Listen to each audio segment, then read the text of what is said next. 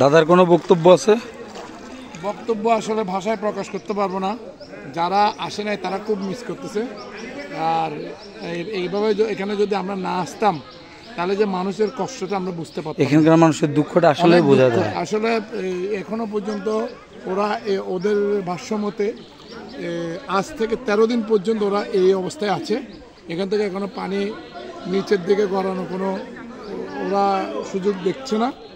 ভবিষ্যতে দেখা যাক, যদি আরও কোনোবার যদি সহযোগিতা করতে পারি আমরা আবার আসার চেষ্টা করব। এইখানে আজকের মতো সমাপ্তি দিচ্ছি। পরবর্তীতে আরেকটা এলাকায় যাব, ওই এলাকায় গিয়ে আমাদের যতটুকু সাধ্য সামর্থ্য আছে আমরা চেষ্টা করতেছি এখানে দেওয়ার জন্য। ধন্যবাদ।